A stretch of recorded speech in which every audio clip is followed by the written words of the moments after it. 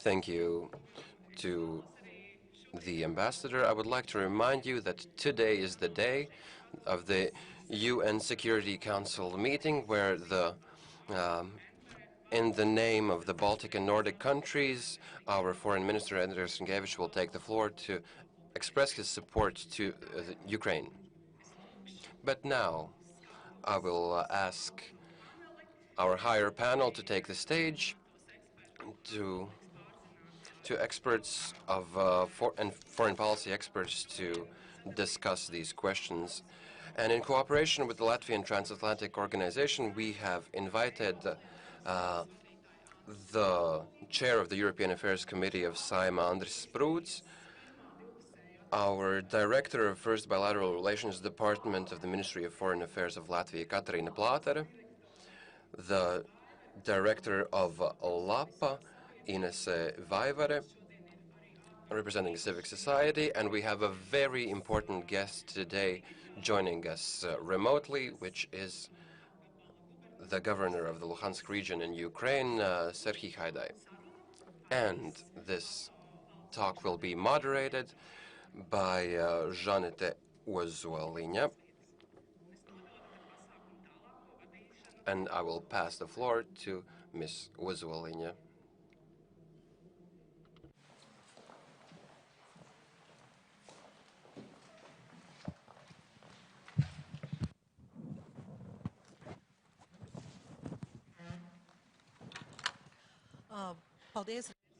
Thank you, Ms. Reire.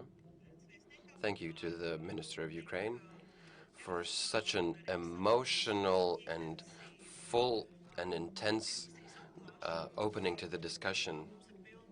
We definitely have our work cut out for us of ideas and thoughts to share. And yes, this is indeed the day and the whole week where the democratic community countries look back at the year since last year's 24th of February, how this year has been, how absurd this aggression is, and how the international constellation in relations, diplomatic principles are just destroyed, and how monumental and impressive has been the people and their bravery to stand against this aggression. But today in this discussion, we don't maybe want to evaluate the past year so much, although we could talk about it quite a lot as well. But ahead of us, we have the next year, a year where you will have to reach a lot of goals, and Gunda Reire outlined these quite well, what should be done internationally and what should be done here domestically in Latvia. And that is why I would want to invite the members of the discussion to pay more attention to what could we do together with Ukraine in order to face Russian aggression and to reach what we call a long-term peace. So I would like to start with Katarina Plātere, who represents the Ministry of Foreign Affairs. And the Ministry of Foreign Affairs is, in a way, the coordinator of the relations and the spectrum of actions that Latvia carries out, and together with Ukraine and other cooperation partners the world over. So, Katarina, how do you see the next year, starting from 24th of February? What could the Foreign Ministry do together with Ukraine in order to stop this internationally political aggression? Well, maybe not to stop it, but at least so we could face it. Yes, thank you very much for the floor, and good day to everyone. I must say that a small digression speaking about the last year. I believe this day is emotional for all of us, despite us understanding very well that starting from 24th of February last year, it wasn't the beginning of anything. The aggression in Ukraine didn't start last year and didn't really start in 2014 when the illegal annexation of Crimea happened. We understand that these roots lie somewhere much, much deeper.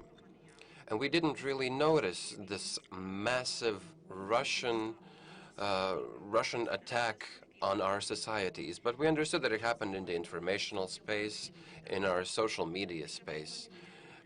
Opinions were created, society was divided, our internal politics were affected and manipulated with, and all of this allowed Russia to prepare for this attack. And that's why we should understand that with these types of linear, singular actions, we will not really help the deeper meaning of this affair. But that's a small digression. The way we started working when when Russia launched its full-scale attack on Ukraine, it was correct what we did. And in this process, we didn't make any mistakes because the reaction was quick. All of us were united, both internationally and domestically in Latvia. And the directions that we put forth for our action are still topical. Of course, the first big thing is all of the possible support to Ukraine. Because at the moment when we understood that Ukraine not only stands strong but fights back and that they're resilient in their reaction, that was the moment that gave us a huge power to take action. All of the societal support to Ukraine, state institutions worked hand in hand, military support. All of this happened with a great power. And now we should continue this. We understand with time passing by, we cannot predict when the war will stop. We should be grouped together. We should be prepared for a marathon. And perhaps that will be the biggest challenge this year, not to lose this power we have. I'm not referring only to Latvia. So we have no doubts in our minds of our attitude, both emotionally and from our security interests. We understand that decisions and choices are simple and easy to make, even though this time is very hard and complex. And the unity of our society helps us to work without a doubt in our minds. And we had this great happiness to see reports from what the society thinks, and we see that support for Ukraine has risen. And it's a very important indicator for all of us. And as for next year, we should maintain unity, maintain power and energy, continue maximum pressure towards Russia. And in this case, our yesterday's vote in the UN General Assembly was a very encouraging sign, because we see that internationally, there is a constant support to Ukraine. Of course, we can discuss the internal dynamics in different groups of countries, but we see that the overall number of countries which are in a unified front is constant. And over the course of a year, that is a good sign. Secondly, of course, sanctions and reinforcing sanctions and continuing sanctions. This will be a year where we will seriously work on the impossibility of circumventing sanctions. And now in this year, when we've lived in the midst of these massive sanctions, we see what our weak spots are. We see what we have to work with and work for to make these narrow spaces impossible to overcome. And thirdly, we should continue, just as Gunda said, we should continue to realize that the defense line, one of many, goes through all of us.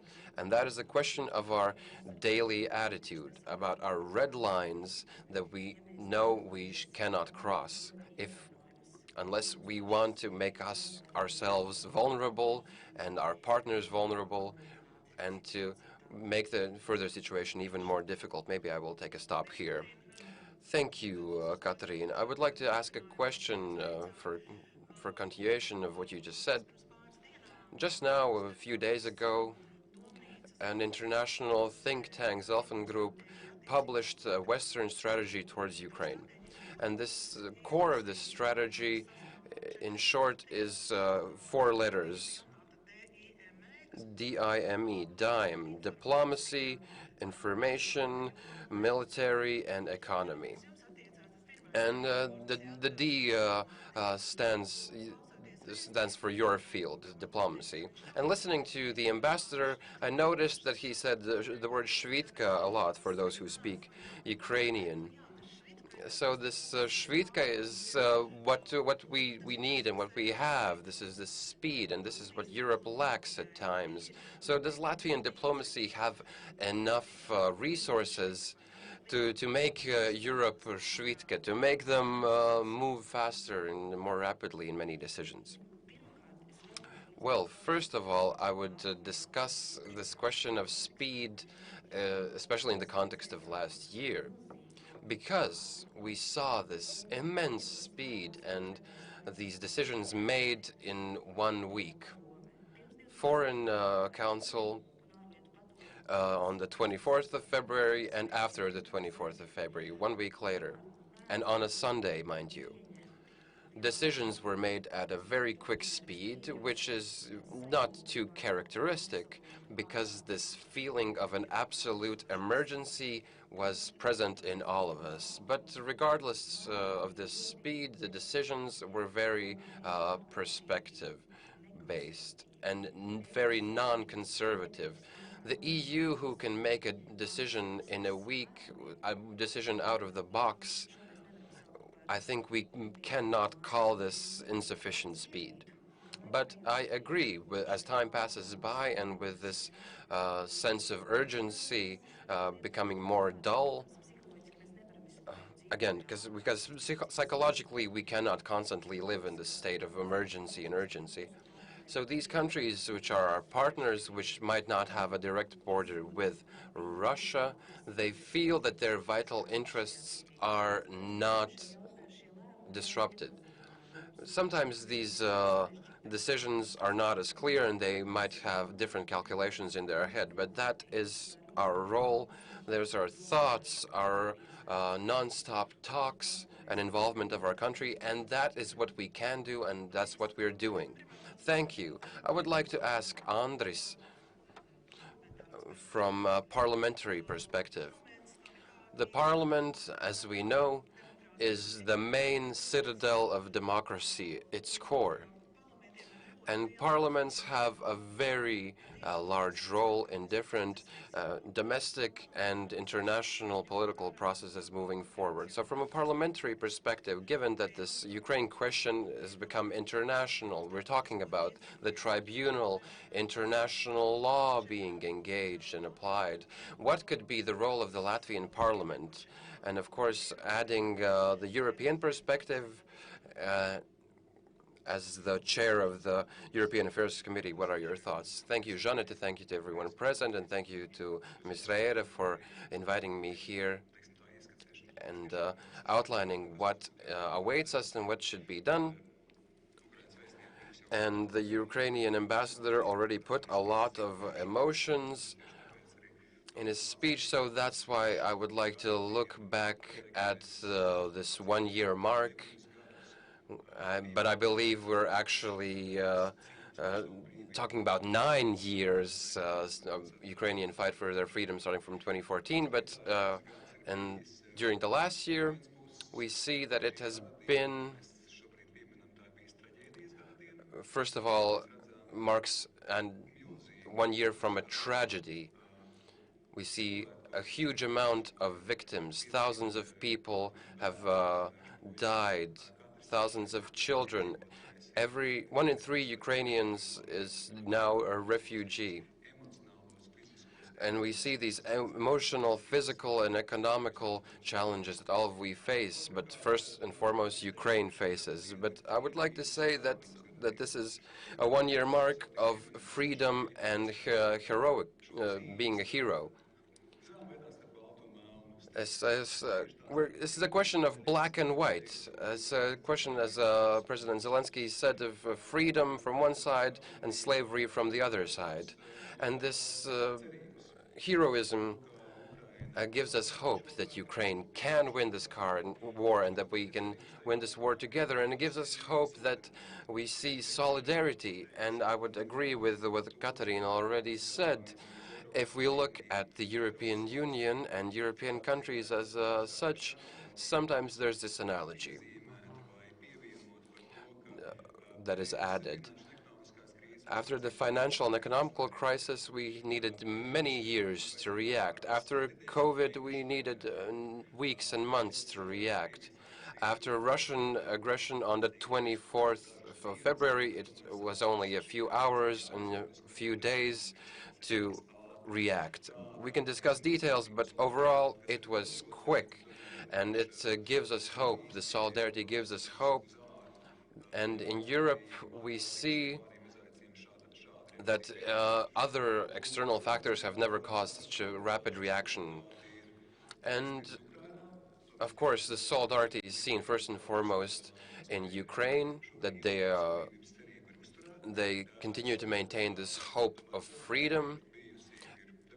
And solidarity is seen in the democratic world as well, just as we saw this 141 votes in the UN General Assembly, and that was enough to create an international tribunal in the future.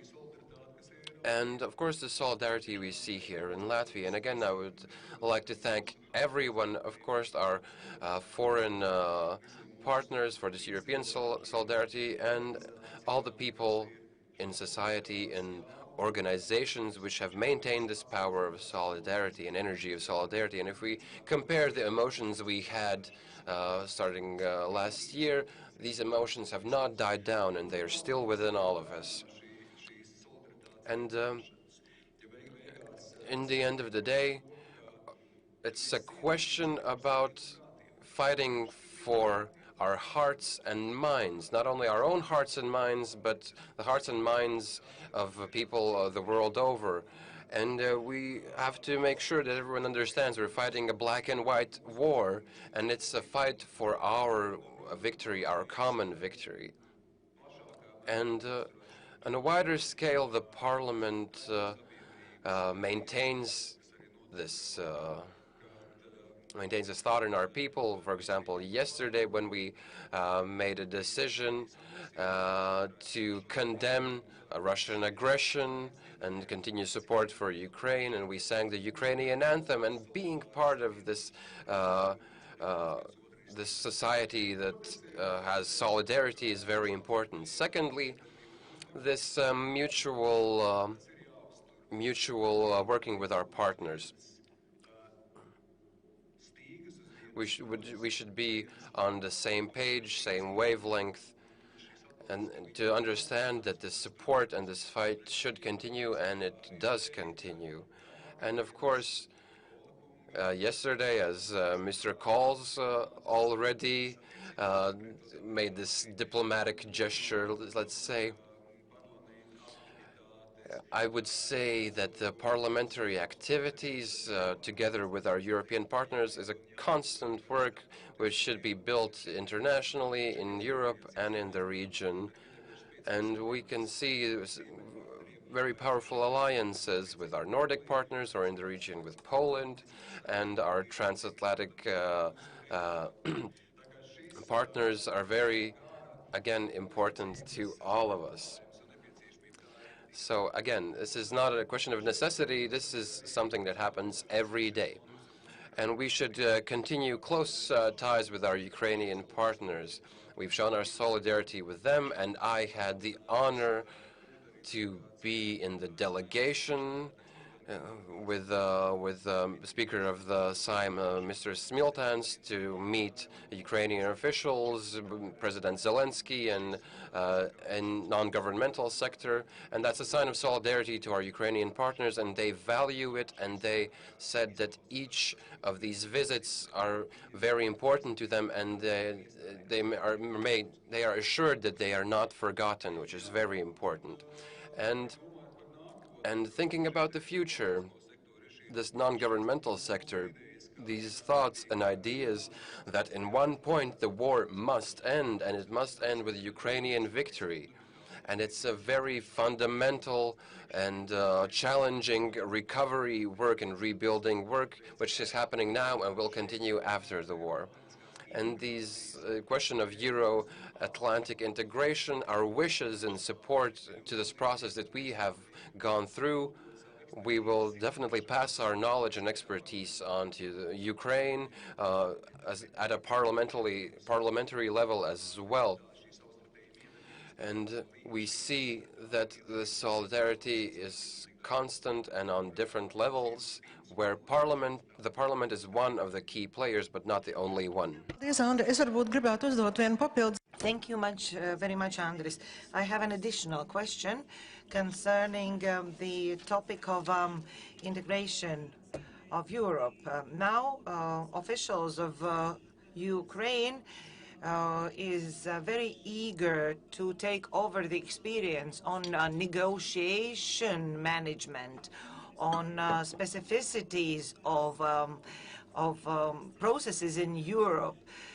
So they are interested also on issues like Green Deal, digital transformation, etc., etc.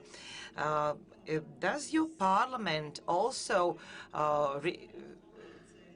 receives interest as to how similar committee might work in Ukraine or some other specific issues concerning integration questions?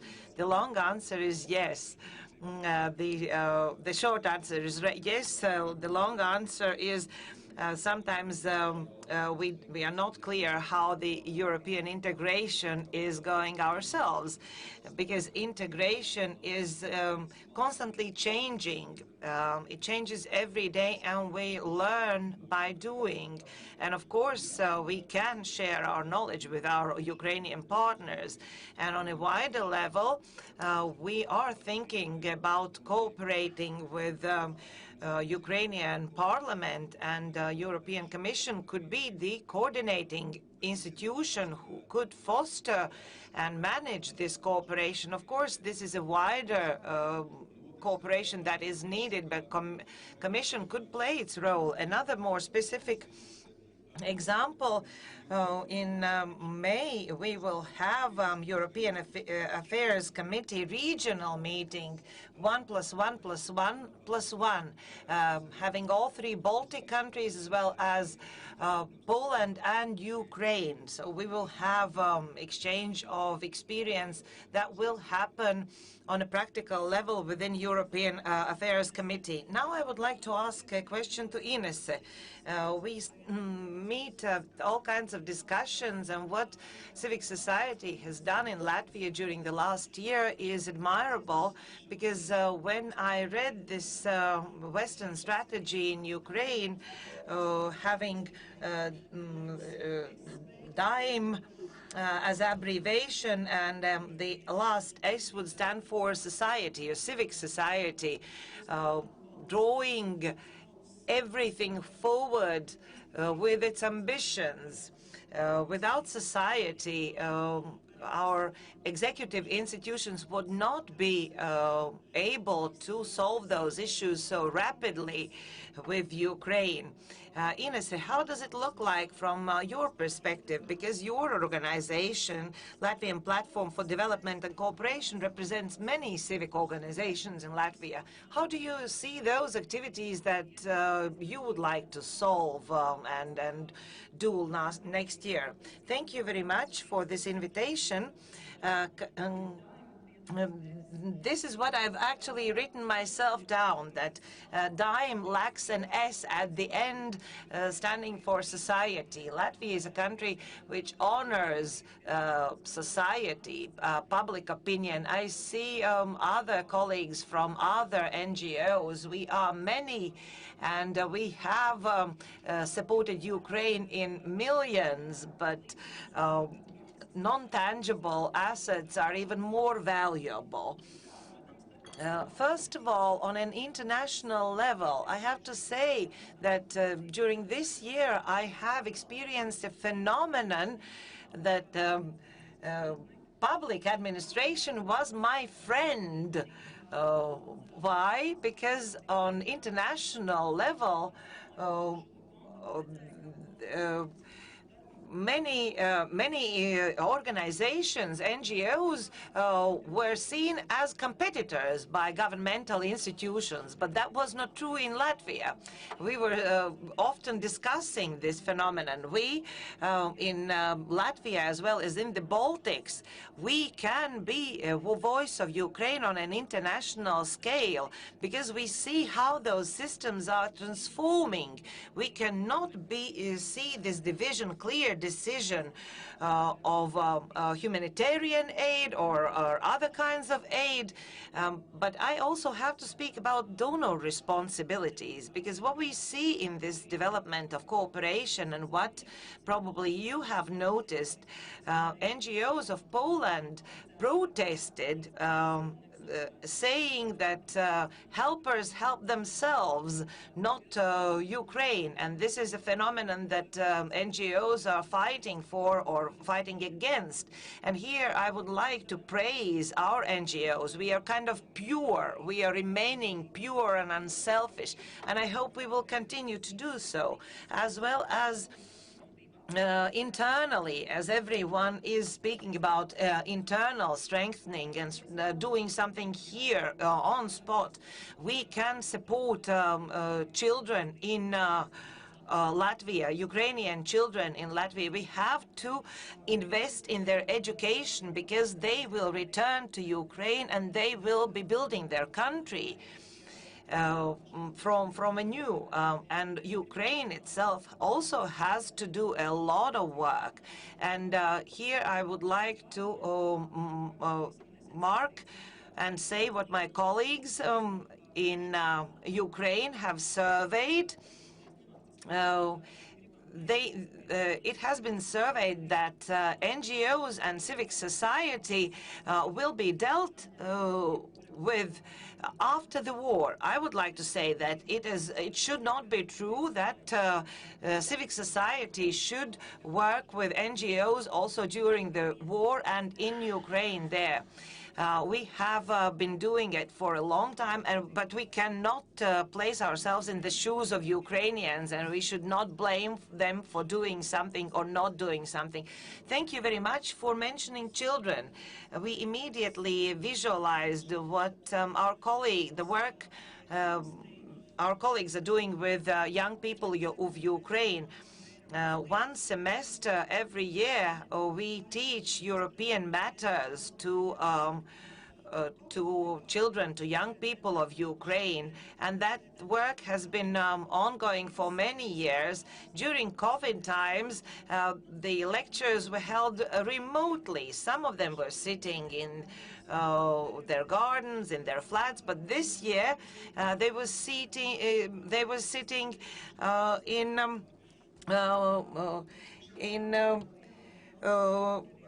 bomb shelters, and this was the reality. And time to time they wrote in a chat that unfortunately they have to leave or the connection is broken, etc.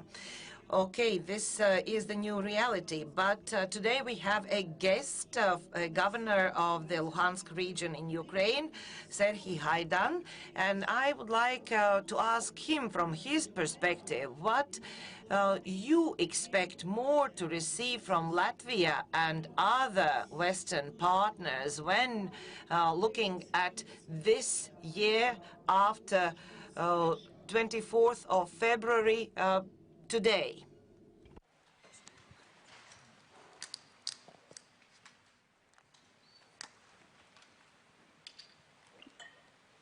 Доброго дня, Латвия. Good day, Latvia. Greetings from Ukraine. First of all, I would like to thank you for the invitation to take part in this event, and I would like to thank for the words that have already been said today.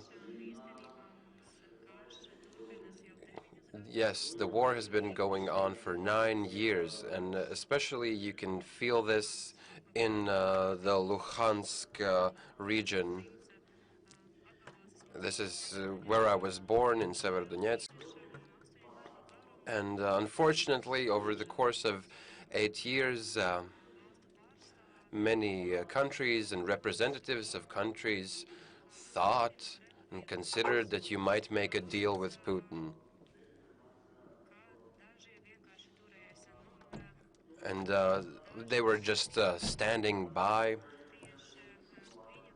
Some thought that this does not apply to their country, and at the same time, war was still ongoing. People were dying. And on the 24th of February, I think it took all the masks off and took all questions off that there might be an agreement with Russia.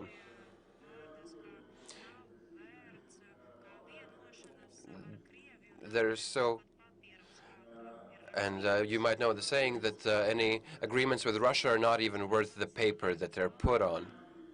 And this date, again, divided the world into black and white. And again, I would like to thank Latvia, the people of Latvia, and their representatives who had visited me personally in Severodonetsk, for ambassadors, and thank these ambassadors for these 9 years that they were together with us.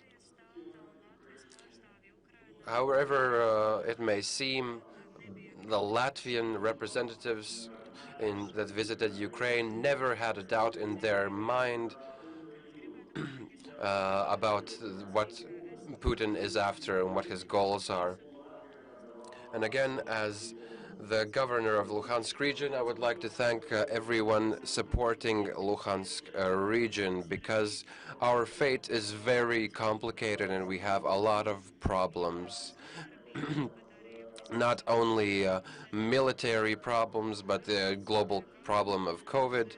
In 2020, we had large fires which took the lives of people. And during this whole time, Latvia was right next to us.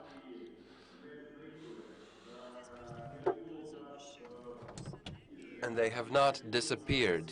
We did not have the sense of isolation from Latvia. There was no emptiness in our talks, and we still receive support, and that's what I want to thank you for. But the thing is that, unfortunately, the Luhansk region is occupied, 95% of it, and the 5% that are in Ukrainian control are actually deoccupied with the military forces of Ukraine. And they were occupied previously as well. Unfortunately, buildings are destroyed, and damages will be the highest in the whole of Ukraine if we compare different regions, unfortunately. And, I'm sometimes asked the question, for example, today, Bucha and Irpin were mentioned, different Ukrainian cities in different regions which have suffered from the Russian aggression. So I'm asked the question, what do you want to see in your deoccupied territories? And I can only say that Ukrainian regions are very diverse and different.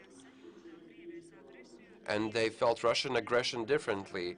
Chernihiv, Kiev, Donetsk, Luhansk, Kherson, Zaporizhia regions.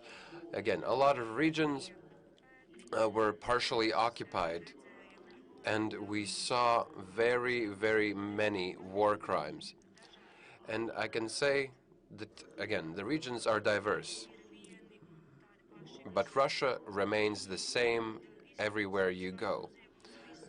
They perform war crimes in every place. They do not care what the name of one region or the other is. Irrespective of calling some territories their own, they continue to commit war crimes. And this destruction, almost 100% of critical infrastructure has been destroyed. Buildings, thousands becoming refugees. Some have went to Europe, some have gone to different Ukrainian regions. We've opened humanitarian stations in every region, but I am still convinced that we will renew the walls. But the crimes that we saw Russians committing in occupied territories in Luhansk, that is simply put scary. We cannot analyze the situation just yet. We don't have under 100% certainty. We can only verify this information one by one with information gained from local inhabitants. And you know, one person was quite brief in what he said, but he was definitely correct. Everything that Russians do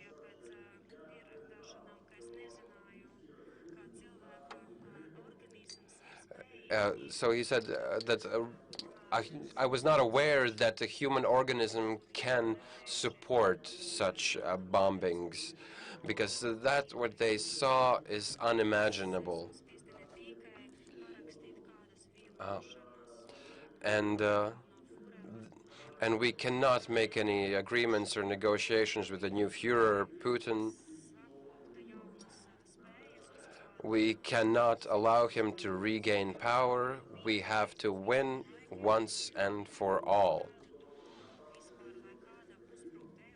And even the idea of attacking someone in Europe would be unfathomable to him or anyone else who will ever lead the Russian Federation. Again, I would like to thank Latvia for being next to us and together with us all the time. We feel your support in humanitarian questions, in medicine, in aid to our soldiers,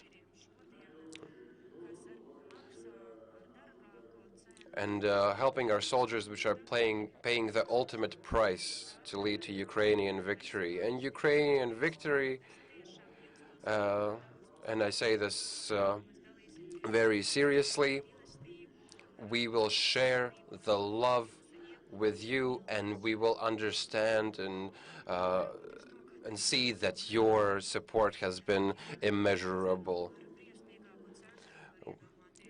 Well, we are paying with the highest possible price. I thank you that you are speeding up our victory, and the only thing that is ahead of us are the hardest days.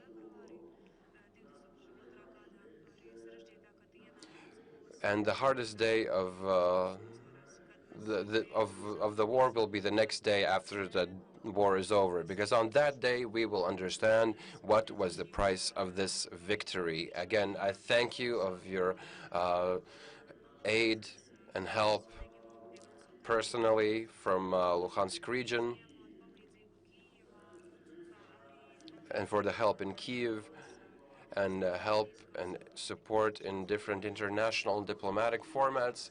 And a huge thank you from everyone in the Luhansk region, from Ukraine. Glory to Ukraine and glory to Latvia. Thank you again. Thank you, Mr. Hadai, for the insight into what is happening in Luhansk, which is tragic, taking into account all the faith of those people who are staying there or who are running for their lives and as refugees around the world. And we will have to renew your region, also all of Ukraine, and all countries will have to involve in that renewal. And you've heard from Mr. Sprūts and Madam Platere that public institutions, as well as what Ines mentioned from NGOs and public sector, this help will come. Latvia is not looking at other colors, because Latvia is seeing the world, as you've said, black and white at the moment. Dear participants, this is a time for comments or questions. This is the time allocated because we have some time. Please raise your hand and you will be given a microphone in order for everyone to hear what you are saying. Thank you.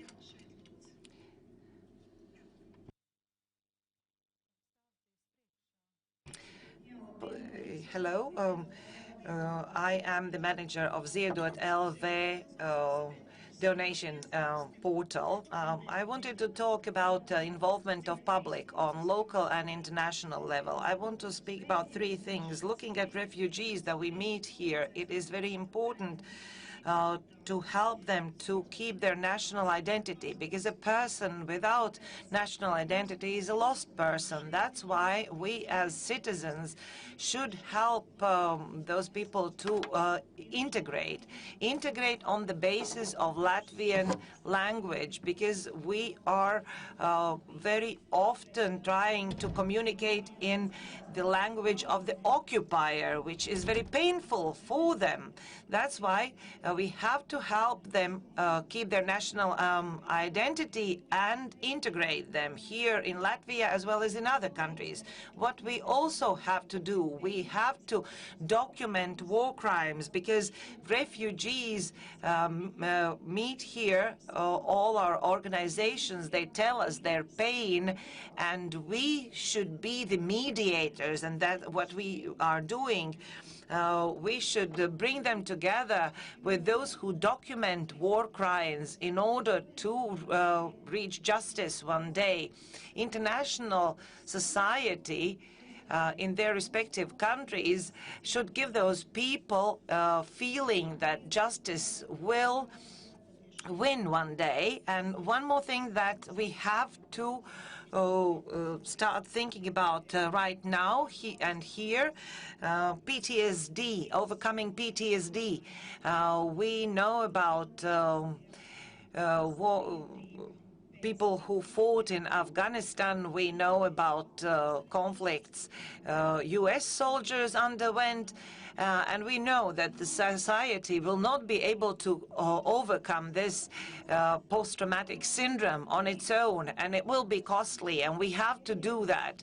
What we can do here already, we can find those refugees who will be able to return after war and help people to overcome PTSD and to train them. Thank you very much. I think very, very valuable things, very specific things you've all mentioned. We have ambassadors here. We have people from the government here. I want to ask and say that similar to COVID situation, when in a short term we had to allocate financial means to specific surveys, to specific things in order to achieve results. And I believe it will also be true in this case. We have good technologies. We have technologies at our hand now, thanks to those surveys during COVID time. But maybe we can survey and come up with some instant measures how to measure integration of Ukrainians in our society. I know that many of them will return to their countries, but many probably won't have a place to go to, and they will stay here longer. That's why possibilities of integration can be different. And speaking about PTSD and eliminating PTSD, we have prepared already a project that is going to be submitted to get financial allocation to help people with those problems. This is already ongoing, and civic society is involved in this work, but of course we need partners with other organizations as well as on governmental level. As Ines has said, even local organizations, not all of them are tended on partnership and cooperation. Another question. Hello, my name is Elmar Sets, and I represent Radio Free Europe here. I want to talk about information, and we have not talked about that. And my question is, what we can do concerning information in Russian language? Thank you very much. Andris, maybe you want to answer from the Parliament's point of view? Thank you very much, Elmar. This is not an easy question because this is a long-term question, and education and information goes hand in hand, two sides of the same coin, because if the information goes through educational system and how we form our educational system, it is intercorrelated. And speaking about education, we have decided fully to go for a Latvian language in our education. That will decrease the role of Russian language a bit. But the question is internal and external. Speaking about internal, a part of our society is still Russian, and they should be addressed in Russian. So public media will stay here for a while, public media in Russian, until there is a new generation fully fluent in Latvian. Also, we don't want to lose part of our society for a different informative space, or to a different informative space. Last year has shown many challenges as well as many positive things. First of all, here in Riga, we have become a hub in its way, creating information, free information, plurocratic information that can be given to also to those living over the border. Unfortunately, majority of the society of Russia is supporting war in Ukraine. This is not Putin's people. These are people of Putin, and also some part of society here in Latvia. We know examples about Free Europe as well, Deutsche Welle and other media representatives present here who are doing their job very professionally, and given this message, political message, that democracy, truth, freedom are the values that should be narrated to the society of Russia. But as we know from our experience, of course, the border of tolerance is ending somewhere, and if a specific media starts to talk about things that are unacceptable to us, we should be very strict towards that. If we are strict in our regulation and in our stanza, I believe we have strategic added value, but of course there should be a good balance between these delicate issues, how much to control and how much to allow to be said. The question is about Russian-speaking media, about their audience, potential audience, and how much they can do at this moment. We know that the society of Russia is getting less and less accessible to alternative media, to media expressing opinion that is controversial or that is different from official one. But those who are looking for information, they will find it. But how many of people in Russia want to get this alternative, this objective information? Latvia has done some things in its regard. At the moment when we understood that writing about war in Ukraine is not possible when you call war a war, that becomes dangerous for journalists, for people who are publishing those words. We know that many journalists have fled from Russia to Latvia, and Latvia welcomes those media. There is a question how they are going to act further. Are they going to root here? Are they going to change their opinion?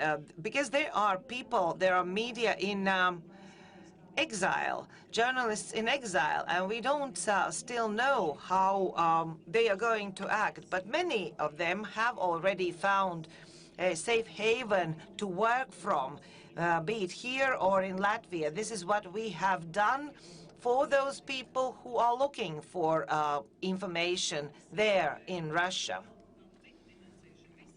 And there's another dimension to this, not only a media dimension, but also we should be starting to think about a wider range. Who are the carriers of information?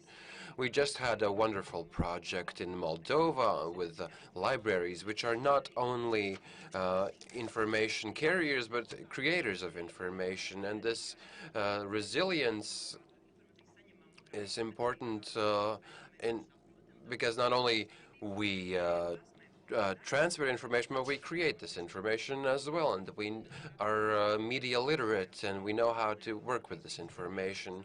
And in our development cooperation, we stress the localization of support. It's very important to reinforce the local communities of Ukraine and for them to be able to immediately after the war work with their skills, the new skills that they will have learned during this time with this development support. Thank you. And I wanted to pose a question to Mr. Haidai, since we are in this topic of language. Could you please tell us what is the situation with the availability of information in Ukrainian and Russian in your region, and is it a problem? And if it is, then what kind of problem is it?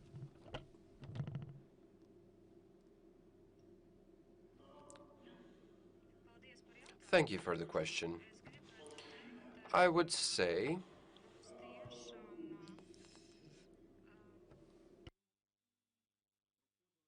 that in this current moment and in the past there were Russian narratives that Luhansk region is completely pro-Russian.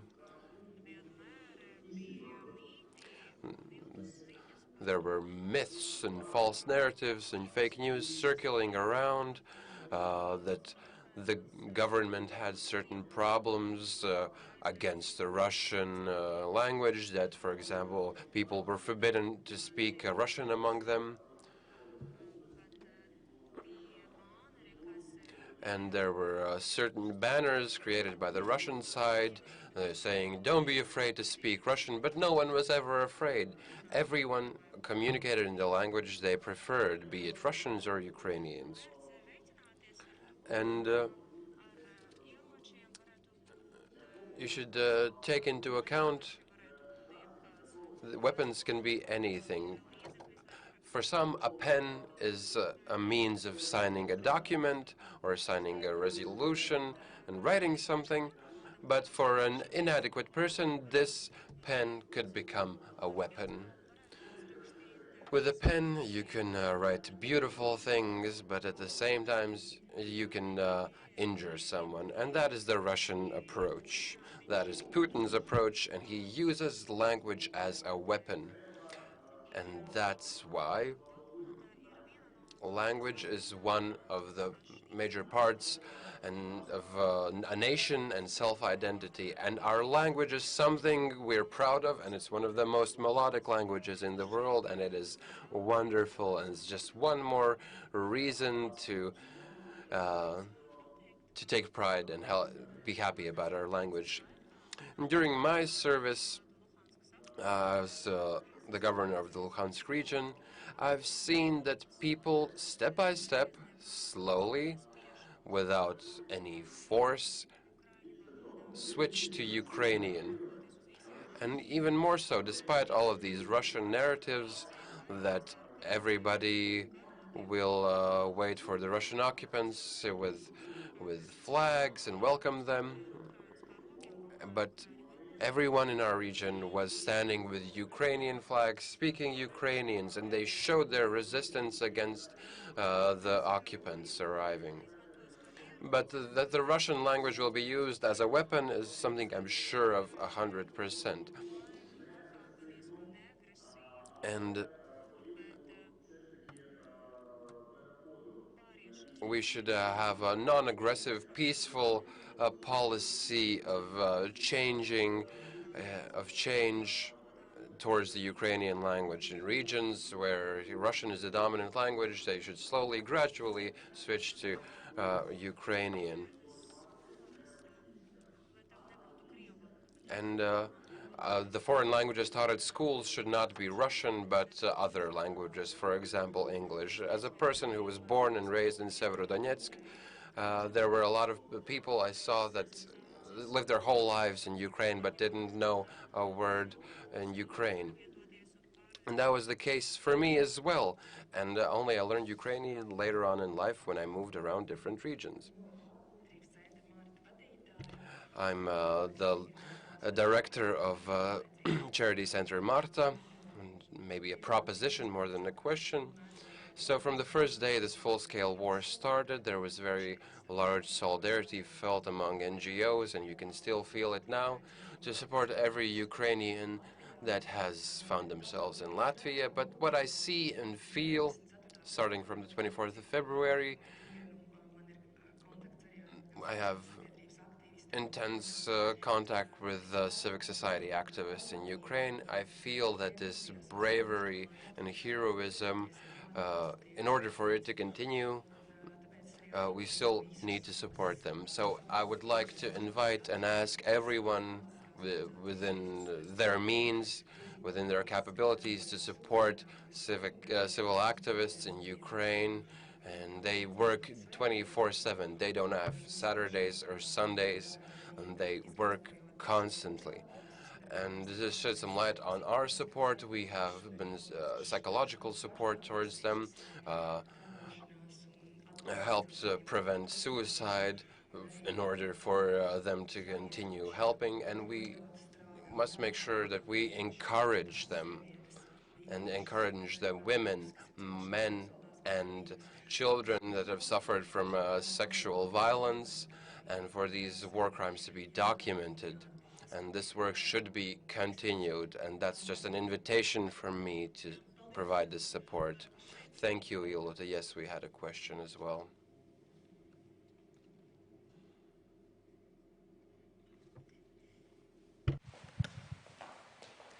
Jā, paldies. Thank you very much, a journalist from LATO. I have two questions. First, one for the governor. Previously, the panel talked about support to Ukraine, how quick and timely it has been, and it has never been in such a way in history. So, from the governor's perspective, how did you see it? Did it look as quick and timely, or maybe there are nuances you can mention where there might be improvements in the future? And the second question that we already touched upon previously, the panel in the end talked about the Russian language in the informational space. So I had a question from a different perspective. Again, we're talking about support towards Ukraine, but we see quite a lot of examples in Latvia and other countries that there are crimes of aggression manifested in supporting the war. So how could we prevent these actions, and how could we prevent people from committing such crimes and supporting the war? So, Mr. Haidai, the floor is yours.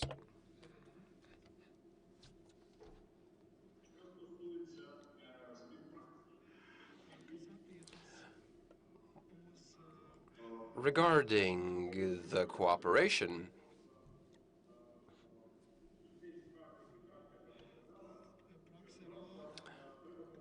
practice shows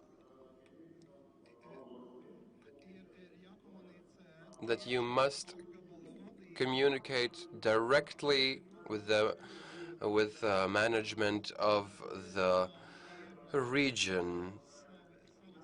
Each community has their own possibilities.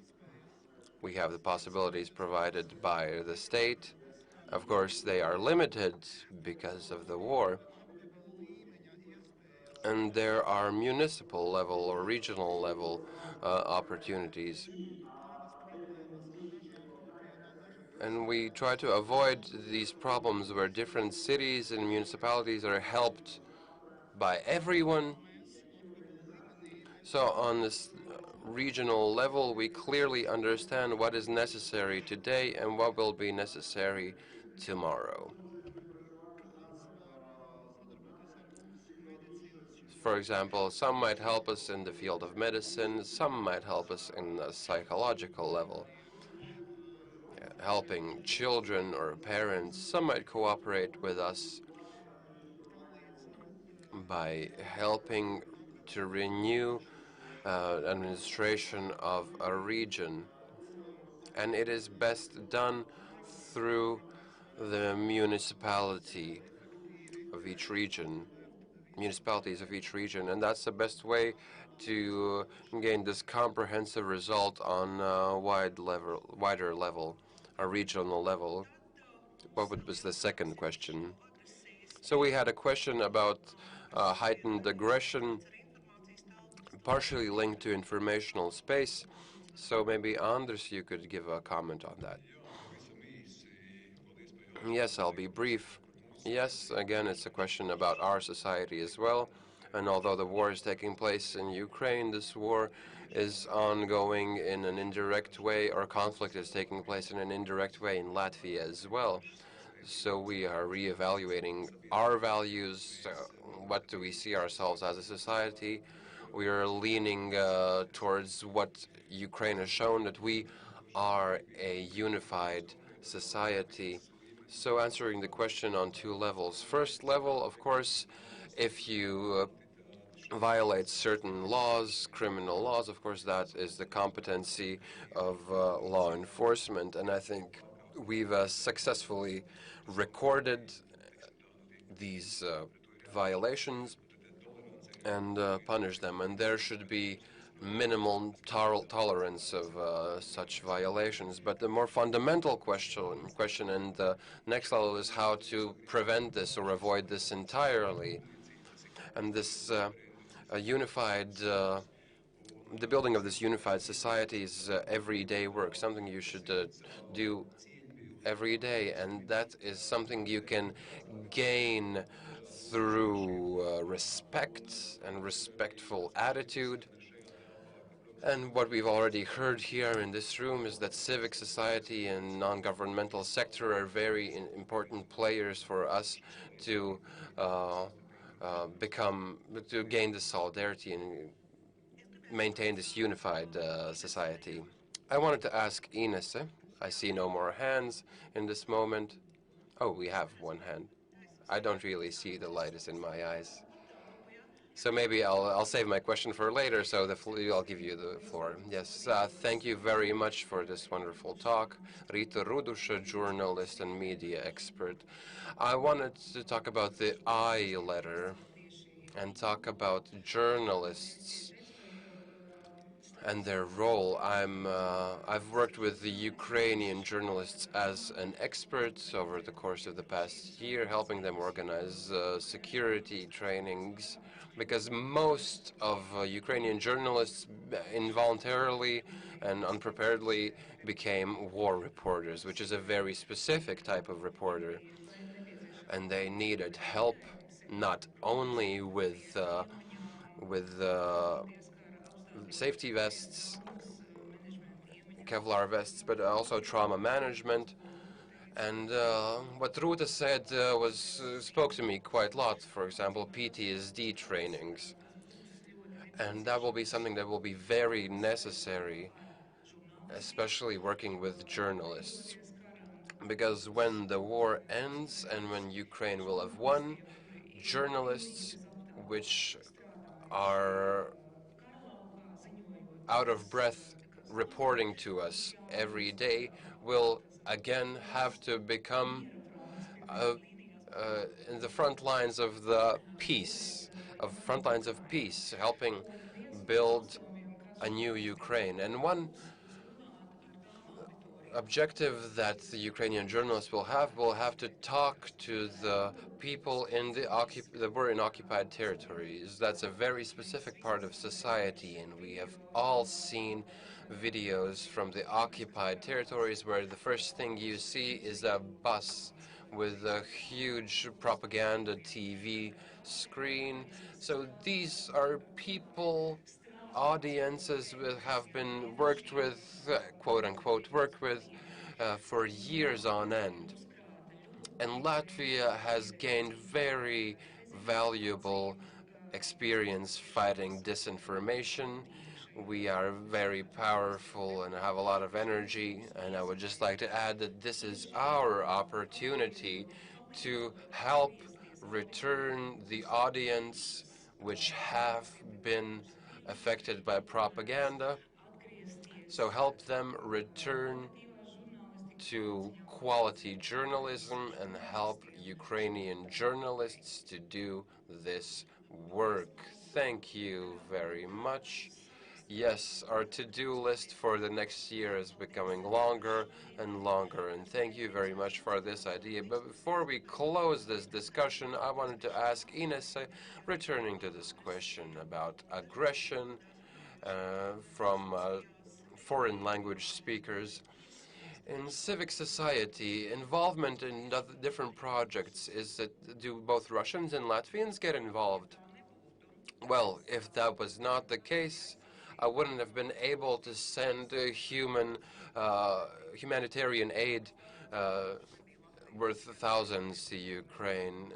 And the person right next to me, working shoulder to shoulder to me, was not a Latvian. So that's a short reply from my side. Yes, we've seen these manifestations of aggression. They're not only linked to war and to language. They have deeper roots, and there would be several and many solutions. And one of the solutions was said by Andris. We talk about democracy a lot in society, and every child knows that it's free elections and a lot of other things, but they forget one more important thing, which is respect towards every member of society. And if we broaden our knowledge of democracy in this field, at least we will have attempted to decrease one dose of aggression. At this moment, I would like to thank the Ministry for organizing this discussion and our members of the panel, both in Latvia and Ukraine. And we have a day full of events, and just maybe a slight commercial from my side. The French-German TV channel Arte has provided us the opportunity to watch an opera from the Opera of Odessa. The Ukrainian composer Rodin's opera Katarina, so that will be a beautiful closure to the day. Thank you very much.